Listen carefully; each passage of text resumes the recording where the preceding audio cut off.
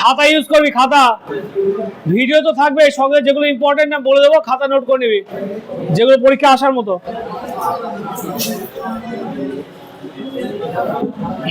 এইটা দেখ,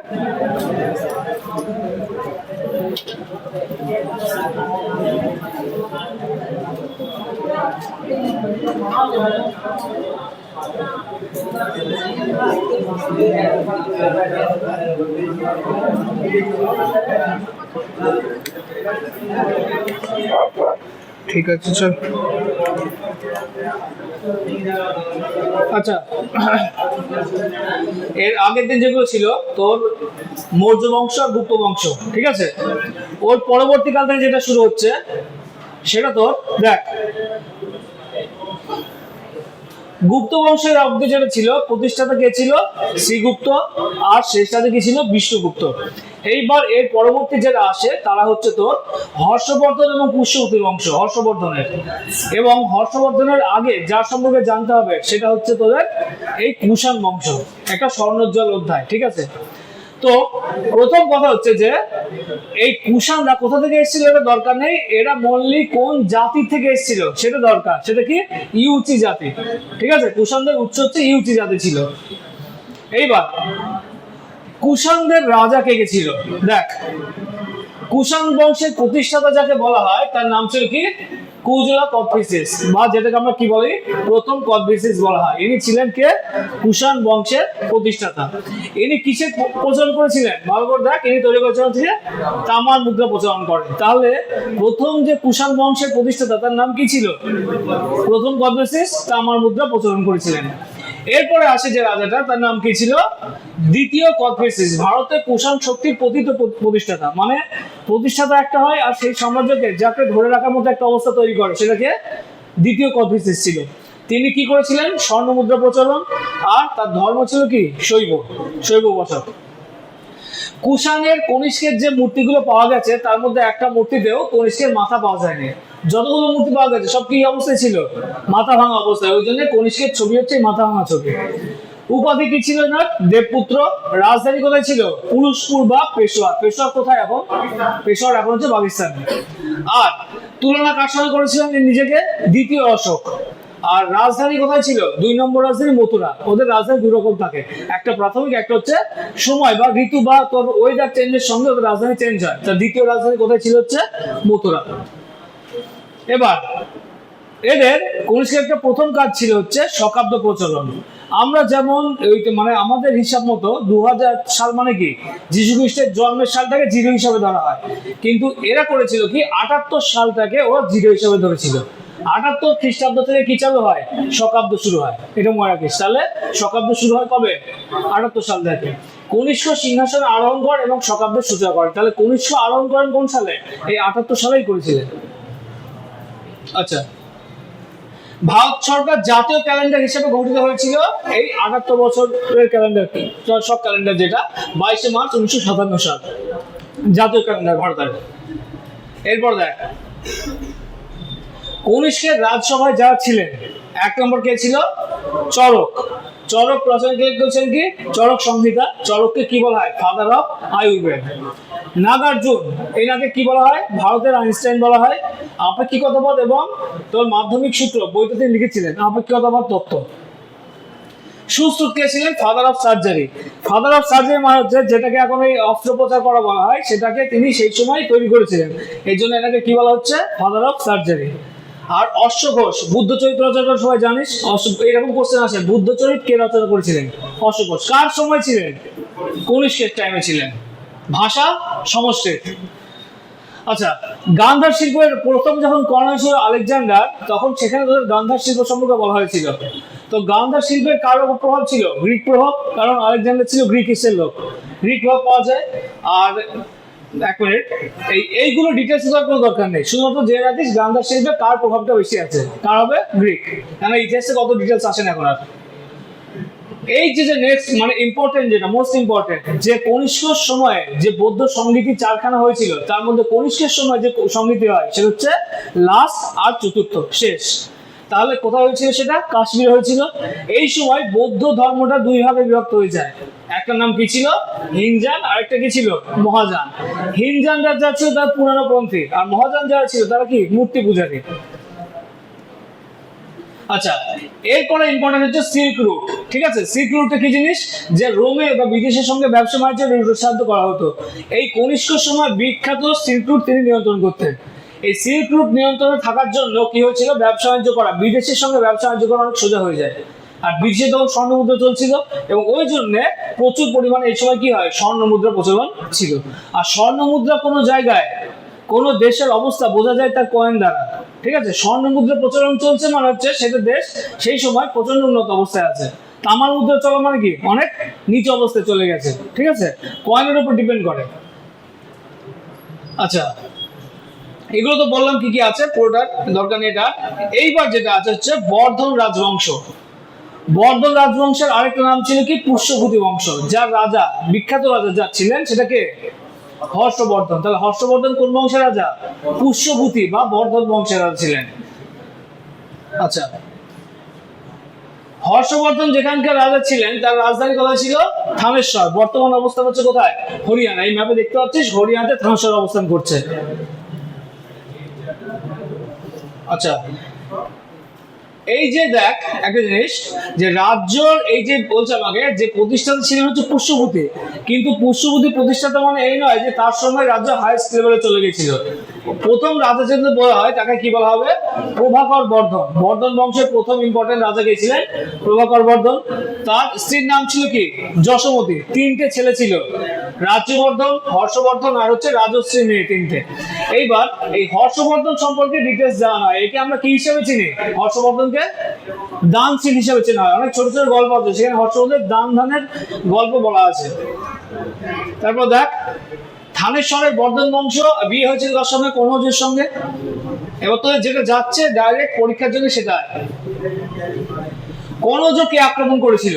প্রথম কোশ্চেন, যে হর্ষবর্ধন যখন রাজত্ব করছিল তখন কনৌজকে আক্রমণ করেছিলেন দেবগুপ্ত, মালবের রাজা, আর কি করেছিলেন? শশাঙ্ক। দেবগুপ্ত শশাঙ্ক মিলিতভাবে কি করেন? এই কনৌজ আক্রমণ করেন। এর ফলে গ্রহবর্মণ নিহত হয় আর রাজশ্রী কারাগারে বন্দী হয়, মানে যার ছোট মেয়ে ছিল যে কারাগারে বন্দী হয়। এবার দেখ কি কি করেছিলেন। রাজ্যবর্ধন কে ছিল? হর্ষবর্ধনের বড় ভাই ছিল। তিনি কি করেছিলেন? মালব আক্রমণ করেন আর তিনি দেবগুপ্তকে পরাজিত করেছিলেন। আর গৌড়রাজ শশাঙ্ক ছলনা করে বন্ধুত্ব স্থাপন করে। প্রথম কথা হচ্ছে আস্তে আস্তে, গৌড়রাজ যে শশাঙ্কের কথা বলা আছে, সেই গৌড় এখন কোথায় অবস্থান করে? গৌড় এখন কোথায় অবস্থান করে? এই যে রাজার কথা আমি বললাম, শশাঙ্ক রাজ্যবর্ধনকে হত্যা করেছিলেন। শশাঙ্ক, এই শশাঙ্ক কোথাকার রাজা ছিল? আর সেই গৌড় কোথায় এখন? মালদার গৌড় জানিস? কর্ণ সুবর্ণ, শশাঙ্কের রাজধানী কর্ণ সুবর্ণ, এই তো মালদাতে আছে তো। ঠিক আছে, তাহলে বাংলা রাজা ছিল এই শশাঙ্ক, যে কারা হত্যা করেছিল? রাজ্যবর্ধনকে হত্যা করেছিল। রাজ্যবর্ধনের পরে যে সিংহাসনে বসেন তার নাম কি ছিল? হর্ষবর্ধন ছিল। কত সালে সিংহাসনে বসেন? এইবার পরীক্ষার কোশ্চেন। রাজ্যবর্ধনের পরে হর্ষবর্ধন কত সালে সিংহাসনে বসেন? 606 খ্রিস্টাব্দে। উপাধি কি ছিল? শিলাদিত্য। তাহলে শিলাদিত্য কেউ কার উপাধি? হর্ষবর্ধন উপাধি। প্রথম কাজ কে ছিলেন? তিনি রাজের বোন রাজশ্রীকে উদ্ধার করেন আর প্রতিজ্ঞা করেছেন কি? শশাঙ্ককে পরাজিত হত্যা করা। এর জন্য তিনি রাজ্য কোথায় স্থাপন করেছিলেন? তার রাজধানী ছিল থানেশ্বর। সেখান থেকে স্থানান্তর করেন কোথায়? কনৌজকে। ঠিক আছে, কারণ করেছিলেন এই রাজশ্রী তার বোনকে যে অ্যাটাক করে তার বন্দি করে নিয়েছিল, তাকে উদ্ধার করার মেন কাজ ছিল। আচ্ছা, সামরিক অভিযান দরকার নেই এগুলো তোদের। হর্ষবর্ধনের লেখা বইয়ের নাম কি কি ছিল? প্রিয়দর্শিকা, রত্নবলী আর হচ্ছে কি নাগনন্দ। ঠিক আছে, হর্ষচরিত কে রচনা করেন? এইটা হচ্ছে পরীক্ষা বহুবার এসেছে পরীক্ষায়, যে হর্ষচরিত কে রচনা করেছিলেন? আনসার কি হবে? বাণভট্ট। কোন চীনা পর্যটক হর্ষবর্ধনের সময় এই দেশ ভ্রমণ করেছিল? Hiuen Tsang. হিউয়েন সাং এর লেখা গ্রন্থের নাম কি? সি ইউ কি। ঠিক আছে, আর উপাধি কি ছিল? কীর্তদাসের রাজপুত। দরকার নেই তোদের, এইটা হচ্ছে দরকার। সি ইউ কি কোন বইতে লিখেছিল? আচ্ছা, হর্ষবর্ধন প্রথমে যার উপাসক ছিলেন সে ছিল কি শৈব বা শিবের উপাসক ছিল। পরে হিউয়েন সাংয়ের প্রভাবে কোন ধর্মে যায়? বৌদ্ধ ধর্মে ট্রান্সফার হয়ে যায়। ঠিক আছে, হিউয়েন সাংয়ের প্রভাবে ছিল ওটা। আচ্ছা, কি বলছিলাম যে হর্ষবর্ধন কি জন্য বিখ্যাত ছিল? দানশীলতার জন্য বিখ্যাত ছিল। প্রতি 5 বছর অন্তর তিনি তার সর্বস্ব দান করে দিতেন। ঠিক আছে, এরপর লাস্ট তার মৃত্যু হয় কত? 647 খ্রিস্টাব্দে। উত্তরাধিকারের অভাবে, মানে নিজের কোনো যোগ্য পুত্র না থাকার জন্য বর্ধন বংশের সম্পূর্ণরূপে পতন ঘটে যায়। ঠিক আছে, এইবার হচ্ছে ইম্পর্টেন্ট যে এতগুলো যে পড়া হলো তার যে পরীক্ষায় কি কি আসতে পারে। 1 নম্বর, বর্ধন বংশের প্রতিষ্ঠাতাকে। 2 নম্বর, হর্ষাব্দ কবে শুরু হয়? হর্ষবর্ধনকে কে পরিচিত করেন? ঠিক আছে, হর্ষচরিতকাল লেখা। হর্ষবর্ধনের উপাধি কি? বাংলার কোন রাজা হর্ষবর্ধনের শত্রু ছিলেন? এই কটাই হচ্ছে তো কোশ্চেন। এই কটা করে দিয়েছিস তো, হর্ষবর্ধন থেকে বাইরে কোশ্চেন নেই। ঠিক আছে, এবার হচ্ছে কি সঙ্গম যুগ। সঙ্গম যুগের ডিটেলস জানতে হবে না, যেখানে জানতাম সেই জায়গায় যাচ্ছি ডাইরেক্ট, কারণ এটা হচ্ছে ডব্লিউবিসিএস এর নোট আছে এটা। ঠিক আছে, তোদের যা দরকার আমি সেটুকু দিচ্ছি বল। আচ্ছা, এই সময় যে 3টে রাজ্য মেইনলি ছিল, যেটাকে চোল, চের আর হচ্ছে পাণ্ডব। ঠিক আছে, চোলদের প্রতীক ছিল কি? বাঘ, চেরদের ছিল ধনুক, আর পাণ্ডবদের ছিল হচ্ছে মাছ। এই কটাই দরকার, এখানে আর কিছু দরকার নেই। আচ্ছা, চোল রাজবংশের শ্রেষ্ঠ কীর্তি, এইটা হচ্ছে ইম্পর্টেন্ট। কারিকাল চোল কাবেরী নদীর উপর কাল্লানাই বাঁধ বা গ্র্যান্ড অ্যানিকাট বাঁধ নির্মাণ করেন। প্রাচীন ভারতের যতগুলো বাঁধ ছিল তার মধ্যে প্রাচীনতম কোনটা? এই যে গ্র্যান্ড অ্যানিকাট বাঁধ। কে তৈরি করেছিল? চোলরা তৈরি করে, চোল। আচ্ছা, এটা দরকার নেই, যে দরকার নেই, পাণ্ডব দরকার নেই।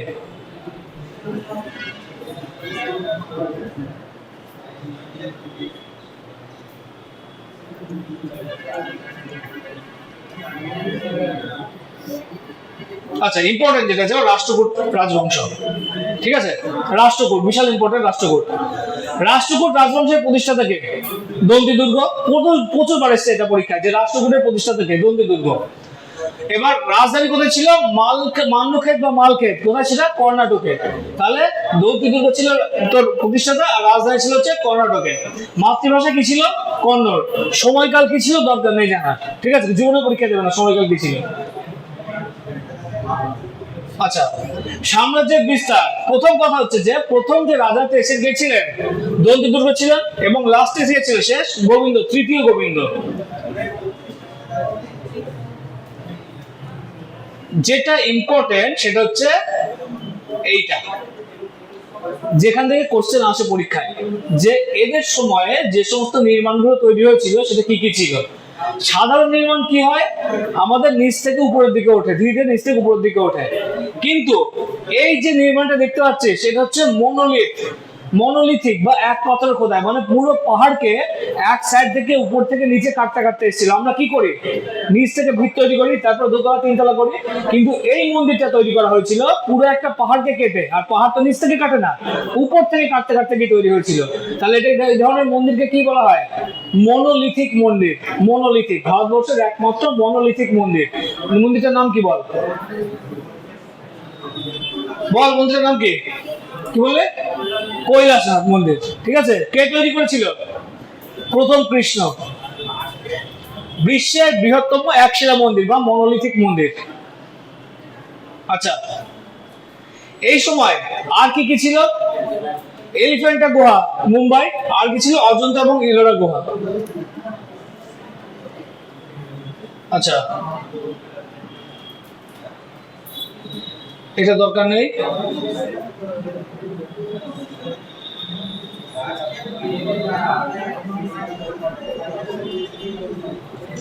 রাষ্ট্রকূটদের প্রধান কাজ কি কি হয়েছিল?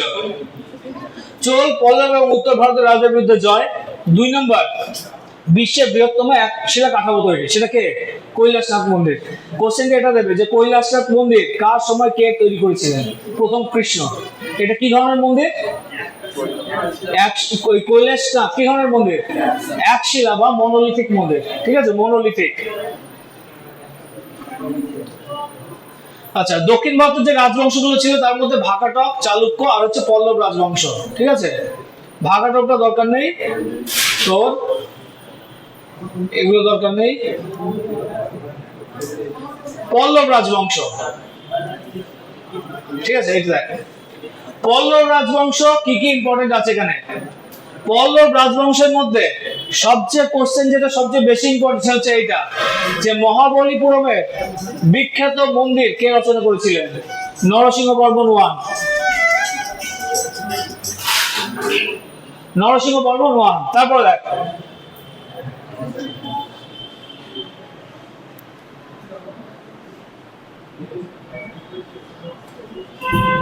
এই হচ্ছে তো স্ট্যাটিক জিকে কোশ্চেন। এই কোশ্চেনটা সম্পূর্ণরূপে স্ট্যাটিক জিকে কোশ্চেন। প্রথম কোশ্চেন, বাদামি গুহা মন্দির, আইহোল ও পান্ডাকাল মন্দির কারা তৈরি করেছিল? চালুক্য রাজবংশ।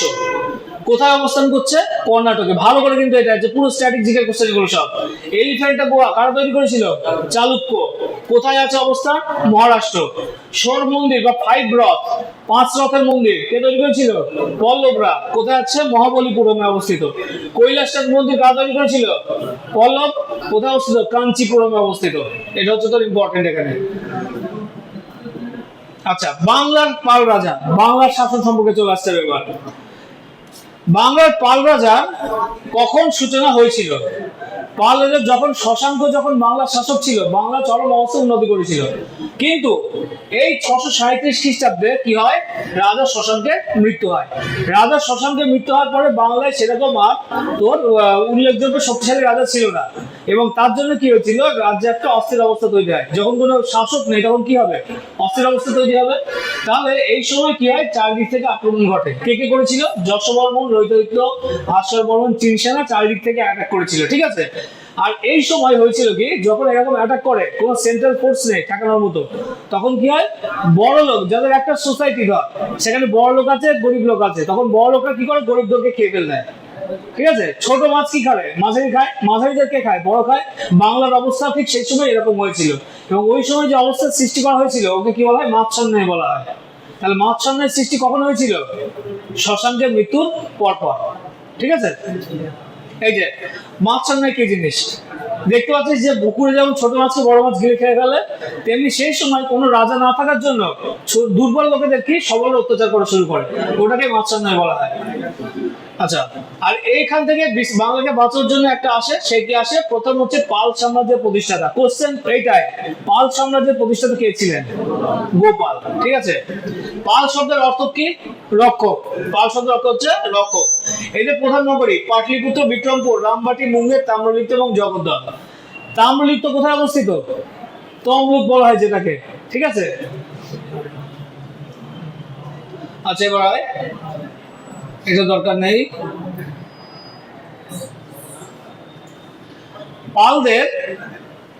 পালদের ইম্পর্টেন্ট কাজ দেখ, কোন রাজা কোন সালে বসছিল এটা ইম্পর্টেন্ট না, সেই সময় কি কি হয়েছিল সেগুলো থেকে পরীক্ষায় কোশ্চেন আছে। পালরা কি করেছিল? বিক্রমশিলা বিশ্ববিদ্যালয়ের প্রতিষ্ঠাতা, সোমপুর মহাবিহার নির্মাণ, ঠিক আছে, আর প্রাচীন নালন্দা বিশ্ববিদ্যালয় তৈরি। আবার রিনোভেশন যেটাকে বলা হয়, তৈরি হয়েছিল না আগে, রিনোভেট করেছিল। আচ্ছা, ত্রিদলীয় সংঘর্ষ দরকার নেই এটা।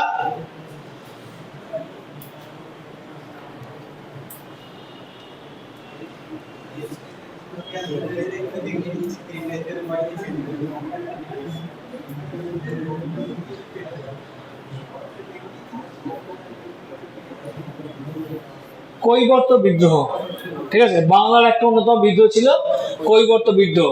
কে করেছিল? দমন। রামপাল ওই বিদ্রোহ দমন করেছিলেন। কোশ্চেন যেটা ছিল যে বাংলার কৈবর্ত বিদ্রোহ কে নিয়ন্ত্রণ করেন, সেটা কি হবে? রামপাল, অর্জুন রামপাল, মরাকেশ। আচ্ছা, দুর্বল উত্তরাধিকারীর জন্য পাল বংশের পরে বাংলায় যে বংশ আছে তার নাম কি? সেন রাজবংশ। সেন রাজবংশ 1199 খ্রিস্টাব্দে পাল রাজবংশের সম্পূর্ণ অবসান ঘটে, পুরোপুরি অবসান ঘটে এটাকে। পরবর্তীতে এই যে লাস্টে গেল বিজয় সেন আর লক্ষণ সেন, লক্ষণ সেন তো ছিল, সেন বংশের রাজা তো ছিল, ওদের রাজধানী কোথায় ছিল জানিস তো? বিজয় সেন, লক্ষণ সেন নবদ্বীপে। বল্লাল সেন, যেটাকে বল্লাল ঢিবি বলা হয় এখন, ওটা হচ্ছে কোন রাজার রাজধানী? ওগুলো সব সেন বংশের রাজার রাজধানী। এই সময় একদম শেষের দিকে পরবর্তী 1300 শতকে ওই ইখতিয়ার উদ্দিন বখতিয়ার খলজি, ঠিক আছে, এদের আক্রমণ মাধ্যমে বাংলায় ওই সেন বংশের সম্পূর্ণ পতন ঘটে এবং মুসলিম শাসনের শুরু হয়। সেটা কত খ্রিস্টাব্দে? 1300 খ্রিস্টাব্দে। আচ্ছা, পালদের অবদান কি কি আছে বলে দিয়েছিলাম একটু আগে, যে পালদের অবদান কি কি আছে। উদন্তপুরী বিশ্ববিদ্যালয় কে প্রতিষ্ঠা করেছিল? গোপাল। এইগুলো ইম্পর্টেন্ট, যে উদন্তপুরী বিশ্ববিদ্যালয় কে তৈরি করে? গোপাল। নালন্দা বিশ্ববিদ্যালয় পুনরুজ্জীবন কে করেছিলেন? ধর্মপাল। বিক্রমশিলা বিশ্ববিদ্যালয়? ধর্মপাল। সোমপুর মহাবিহার? ধর্মপাল। এই কটা হচ্ছে ইম্পর্টেন্ট কাজের। আচ্ছা, এটা দরকার নেই। ইম্পর্টেন্ট,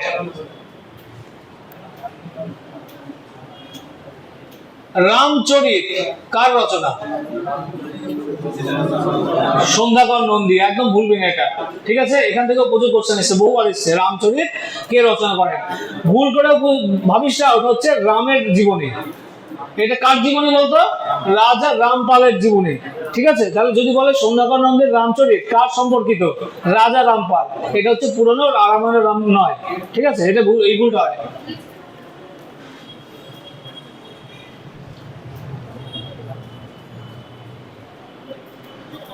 আচ্ছা, পাল যুগের প্রতিষ্ঠাতাকে? গোপাল। শেষ শক্তিশালী রাজা রামপাল।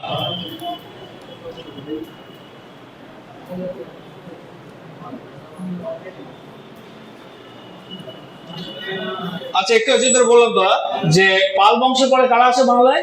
সেন বংশ আছে, ঠিক আছে? সেন বংশের প্রতিষ্ঠাতা ছিল সামন্ত সেন, কিন্তু এর প্রকৃত প্রতিষ্ঠাতা নয়। প্রকৃত প্রতিষ্ঠাতাকে বিজয় সেন। তাহলে যদি কোশ্চেন করে সেন বংশের প্রতিষ্ঠাতাকে, উত্তর কিন্তু হবে সামন্ত সেন। প্রকৃত প্রতিষ্ঠাতাকে, সে হচ্ছে বিজয় সেন। এবার সেন বংশের হচ্ছে একটা দেওয়া আছে কি ভিত্তিপ্রস্তর কে ছিল? সামন্ত সেন। তারপর রাজা কে ছিল? বিজয় সেন।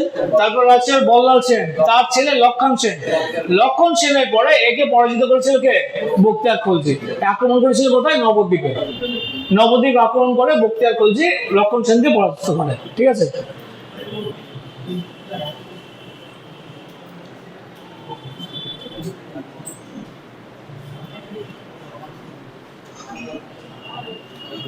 আচ্ছা, বল্লাল সেনের লেখা দুটো ইম্পর্টেন্ট বই কি কি আছে? দান সাগর আর অদ্ভুত সাগর, এই দুটো বই লিখেছিলেন। তাহলে দান সাগর অদ্ভুত সাগর কার লেখা? এই কোশ্চেন এখানে আছে। এরপর হচ্ছে কুলীন প্রথা। বল্লাল সেন কর্তৃক একটা বিখ্যাত প্রথা করেছিল, তার নাম ছিল কি? কুলীন প্রথা। কুলীন প্রথার নিয়ম কি ছিল? প্রথম কথা ছিল বর্ণ আর গোত্রের মধ্যে চরম ভেদাভেদ। যে চারটে ভেদ ছিল, ব্রাহ্মণ, ক্ষত্রিয়, ব্রাহ্মণ, বৈশ্য, শূদ্র, এদের মধ্যে যে চরম ভেদাভেদ ছিল, এই সময় কি আরো কঠোর হয়ে যায়। বিয়ের ব্যাপারে কঠোর হয়েছিল কি, যে এক বর্ণের লোক আরেক বর্ণে গিয়ে বিয়ে করতে পারবে না, ঠিক আছে? এবার ব্রাহ্মণদেরকে সবার অগ্রাধিকার দেওয়া হয়েছিল, ব্রাহ্মণদেরকে, এবং নিজে করেছিল। আর উচ্চ বর্ণের মর্যাদা হচ্ছিল অন্যরকম, মানে ব্রাহ্মণ গোত্রের মর্যাদা হচ্ছিল সবার উপরে ছিল সেই সময়। আর এই যে বলেছিল কুলীন প্রথা, কুলীন প্রথা, সমাজ সংস্কার, কুলীন প্রথাটা কি ছিল জানিস কেউ? কুলীন প্রথা কে ছিল? কুলীন প্রথা ছিল ব্রাহ্মণরা তখন সেই সময় এরকম বুঝিয়েছিল ওদেরকে, যে ব্রাহ্মণের সঙ্গে যদি মেয়ে বিয়ে দেওয়া যায় তাহলে কি হবে, সেই বংশ সহ তারা স্বর্গে চলে যাবে, আর তাদের একটা মোক্ষ লাভ হবে যাকে বলা। এবং এই জন্য করতো কি, এক একটা ব্রাহ্মণ, যাদেরকে কুলীন ব্রাহ্মণ বলা হতো, 70, 80, 100, 200, 300 এরকম বিয়ে করতো। ওরা এটাকে কি বলতো? কন্যা উদ্ধার করা যায়, উদ্ধার করা বলতো, ঠিক আছে? কন্যা উদ্ধার করতে যাচ্ছে, বিয়ে করে চলে যেত, ওইটাই হয়তো কোনো কোনো ক্ষেত্রে শেষ হয়ে যেত। মানে হয়তো একবার বিয়ে করতো, ওই লাস্ট দেখা, আর হয়তো দেখা হতো না জীবনে। কেন? ওদেরকে বিয়ে করতে হতো গ্রামের পর গ্রাম, এরকম বিয়ে করতে করতে চলে যেত। এবার যারা বয়স হয়ে যেত, ধর 75 বছর বয়সী একজন ব্রাহ্মণ, সেও ছিল কুলীন ব্রাহ্মণ, বিয়ে করতো। এবার সেই সময় আরেকটা জিনিস সেই সময় সমাজে ছিল, কি ছিল বলতে কি? মারাত্মক ব্যাপার, সতীদাহ প্রথা। হয়েছে কি, একটা 12 বছর মেয়েকে বিয়ে করে চলে যাচ্ছে, একটাকে 80 বছরের বুড়ো, কুলীন ব্রাহ্মণ যাকে বলা হয়। তারপর সে তো গেল, সে যদি মারা যায়, ওই কুলীন ব্রাহ্মণ যদি মারা যায়, তার সঙ্গে যাকে যাকে বিয়ে করেছিল প্রত্যেককে সতীদাহ প্রথাতে অংশগ্রহণ করতে হতো। এর সবচেয়ে মারাত্মক ব্যাপার। আর এতে লাভ হতো কাদের? লাভ হচ্ছে ব্রাহ্মণদের। কারণ যারা ওই সতীদাহ প্রথা করাতো, একটা মেয়েকে যখন চিতায় দেওয়া হচ্ছে, তারপরে তার গাঁতে যেসব গয়না অলংকার যেগুলো পাওয়া যেত, সব ভাগ যেত কাদের? ওই ব্রাহ্মণদের। টার্গেট ছিল একটাই, ধর্ম নয়, টার্গেট ছিল হচ্ছে সম্পত্তি, সেটা যেন প্রকারই হোক। এই কুলীন প্রথা তৈরি করেছিল কি? এই লোকটা, ঠিক আছে? এইগুলো পরবর্তীকালে বন্ধ করেছিল কে? রামমোহন রায় আর বিদ্যাসাগর, এই দুজন মিলে। ঠিক আছে, কারণ বিদ্যাসাগর যে বিধবা বিবাহ প্রচলন করেছিল তার ফলে কি হয়, বিধবা প্রথার একটা পার্ট ওটা। কেন, কারো যদি হাজবেন্ড মারা যায় সে বিধবা হচ্ছে, তার জন্য বিধবা বিধবা আইন, আর তাহলে তাকে বিধবা প্রথাতেও যেতে হচ্ছে না। এই ছিল একটা বিরাট বড় একটা পরিবর্তন, ঠিক আছে, যেটা মোটামুটি হিন্দু সমাজকে পুরো বাঁচিয়ে দিয়েছিল রামমোহন রায় আর বিদ্যাসাগর, মানে ভগবান স্বরূপ বলতে হয় দুজনকে, পুরো বাঙালি জাতিকে কি পুরো ইন্ডিয়াকে বাঁচিয়েছিল ওই দুইজন। আচ্ছা, এই সময় কে কে কি ছিল, প্রথম হচ্ছে প্রথম কবি কে ছিল, জয়দেব। জয়দেব রচিত নাম কি, গীত গোবিন্দ। ধৈয়ে, এবার ধৈয়ে আসে না, আসে কি হলায়ুধ। হলায়ুধ কিসের জন্য বিখ্যাত ছিল, ব্যাকরণ বিশারদ। আর স্মরণ কিসের জন্য বিখ্যাত, সাহিত্যিক ও পণ্ডিত। এই তিনটে হচ্ছে ইম্পর্টেন্ট, জয়দেব, হলায়ুধ আর হচ্ছে যে স্মরণ।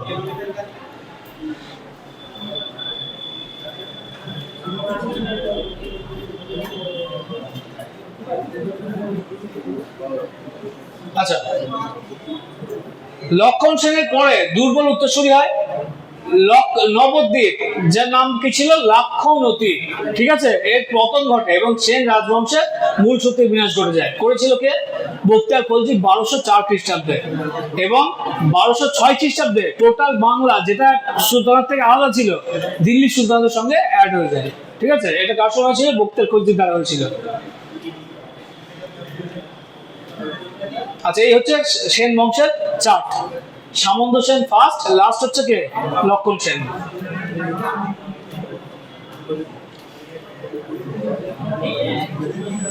আচ্ছা, চোলদের সম্পর্কে দরকার নেই ডাইরেক্ট।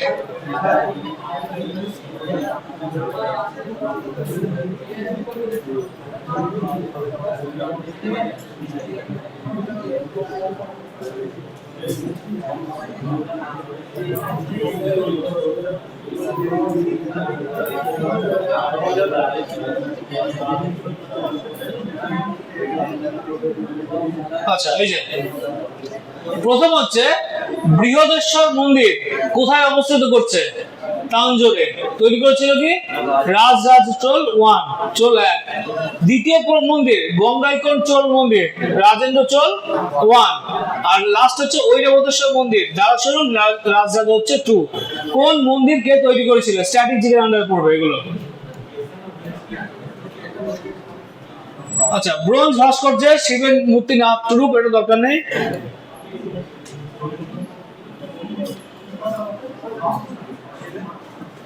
আচ্ছা, প্রথম কথা হচ্ছে চোল রাজ ছিল কোন ভারতের, দক্ষিণ ভারতের। এটা মাথায় রাখিস, চোল রাজবংশ দক্ষিণ ভারতে। এবং সেই সময়কার টাইমে দক্ষিণ ভারত যেহেতু চারিদিকে সমুদ্র দিয়ে ঘেরা ছিল, ওই জন্য এদের নৌবাহিনী হচ্ছে সর্বাধিক শক্তিশালী ছিল। চোলদের নৌবাহিনী সবচেয়ে শক্তিশালী কার ছিল, চোল নৌবাহিনী। নৌ শক্তিতে তারা ছিল অপ্রতিযোগী, মানে ওদেরকে কেউ হারাতে পারতো না।